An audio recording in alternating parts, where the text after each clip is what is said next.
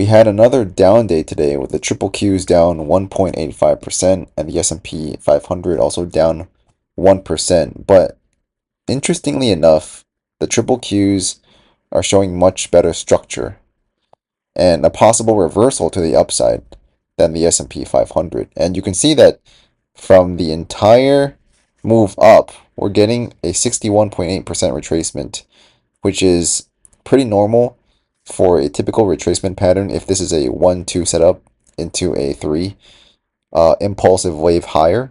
So we're going to see how this unfolds, but I'm liking the setup here. This setup is a bullish divergence that's looking very similar to the bullish divergence we had back in Thanksgiving that led to a massive rally. And you can see that there are divergences forming on the MACD, the RSI. You can see that the prices are making lower lows, but then the RSI and the MACD are making higher lows, kind of similar to what we saw back here. So I'm pretty hopeful that this would be the start of a rally. And you can see that the after hours are pretty green. So if this holds up into CPI tomorrow, we can probably see a Santa Claus rally next week. So look at the S&P 500. So the S&P 500 was down 1.10%.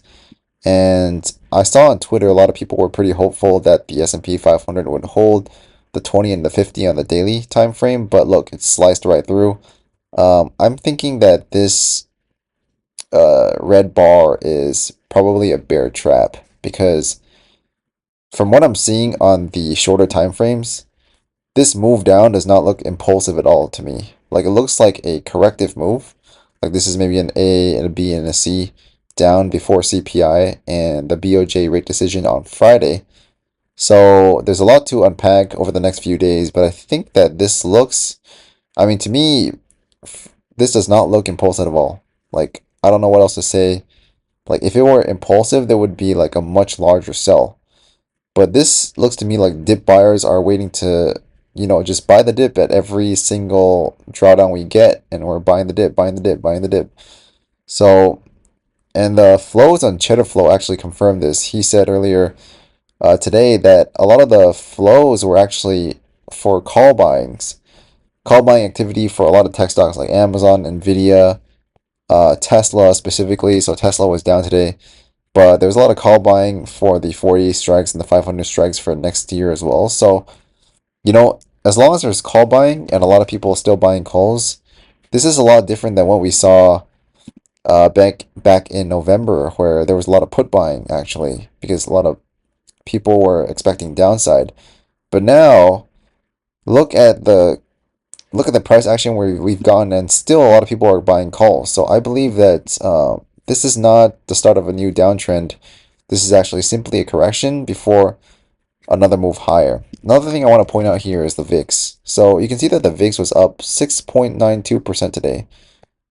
This is such a small number for the Qs that were down almost 2% today, and the S&P almost down, over 1% today. So why is the VIX only up 6.92%? That's barely any move for such a downside we got. And the VIX is still sitting at 17.62. So anything above 20, that's danger. That's a danger zone. So expect more volatility, more downside. But sitting at 17, that's pretty complacent, and that's pretty standard for a bull market. So, I'm pretty hopeful that the sell-off we've gotten so far is impulsive, is corrective, not impulsive, and we should see continuation to the upside in the days to come. And if you look at the IWM, also down 1% today, but obviously broken past prior highs here.